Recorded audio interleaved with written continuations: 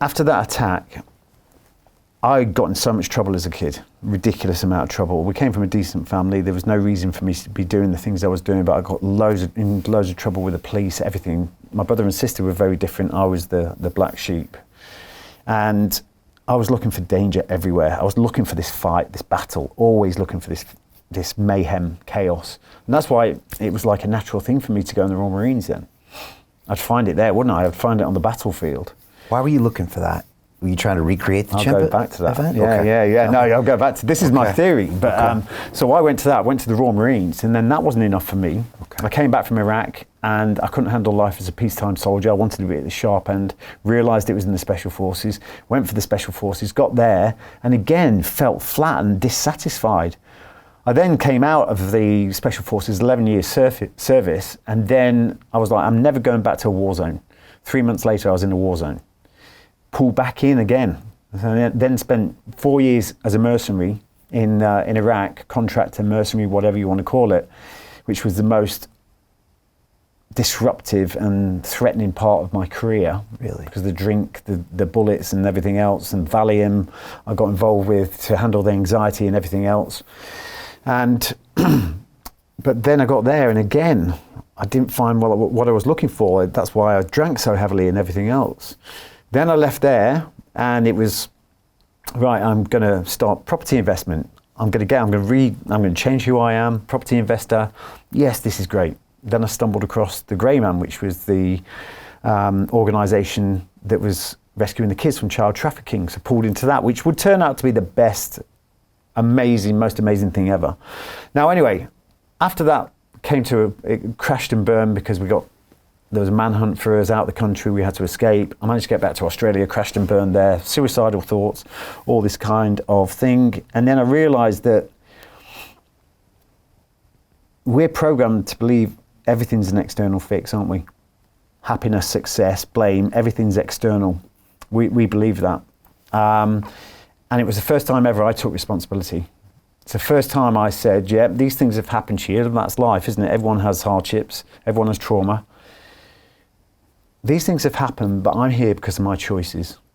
And I'm the person that can do something about it. I took responsibility, took ownership of all that stuff. And then it was when I was forced into that corner, it forced me to look within. When I started thinking about suicide, it forced me to look within. And it's there that I realized that the answers were hidden all along. If you want to change the energy of your situation, your environment, it doesn't start out there. This thing where you say, well, I'm going to go there, it's going to be a fresh start. I'm going to start a new job, it's going to be a new thing for me. I'm going to start a new relationship, this one's broken. If you haven't done the inner work, once the honeymoon period's over, you're back to that.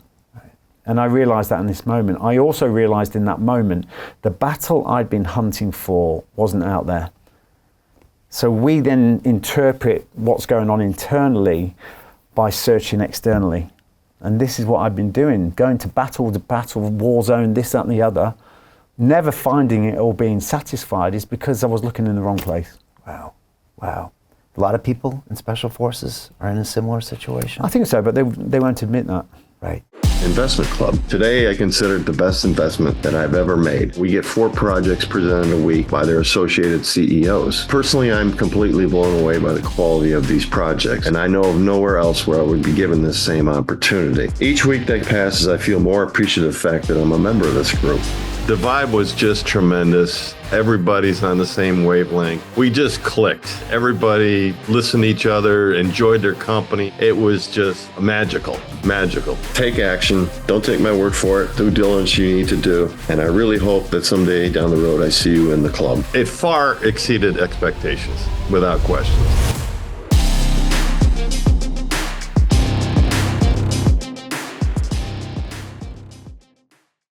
I think a lot of people in general, forget the Special Forces, I think people in general, this internal trauma, the trauma of just growing up.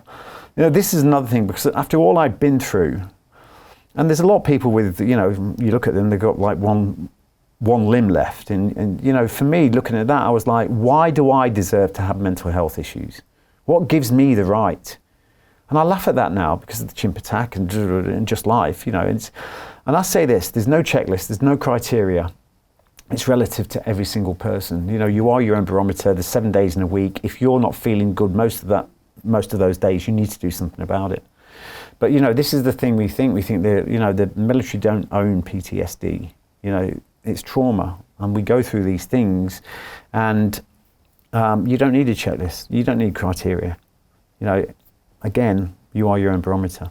And that was a big realization for me. I started to figure all this stuff out and realize that I am extremely humbled that I managed to get through Special Forces selection and the things I've been able to do.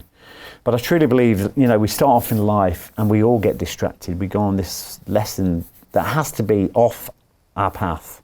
We have to learn these things. And if it wasn't for that child rescue in Southeast Asia, I'd have never jumped back onto this path. And some people get so distracted, they go and go and go and never come back. They never realize. But for me, I fell over that opportunity.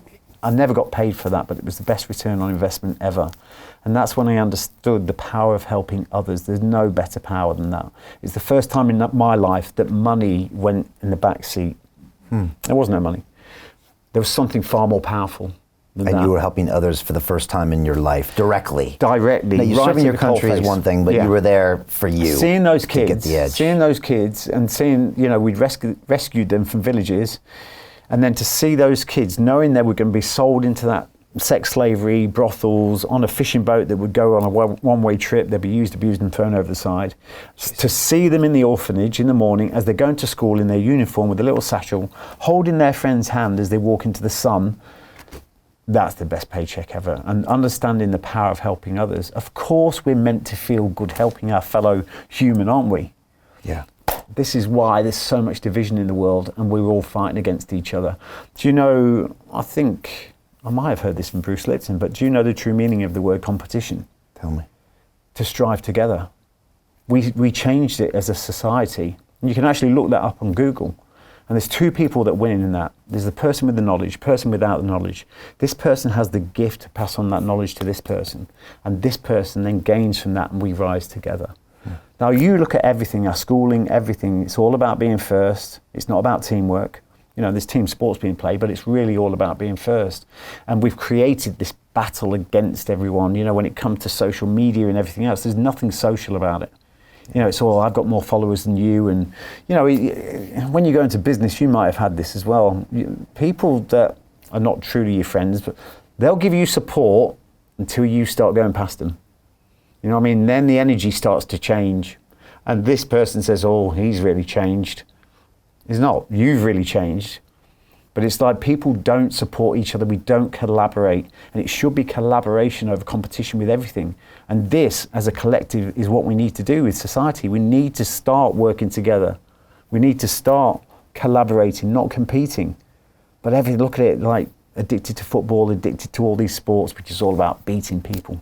Everyone wants to beat each other at work. Everyone wants to beat each other at sports. And I'm not saying we shouldn't have a little healthy competition, but that's the dominant force. Beat the other person.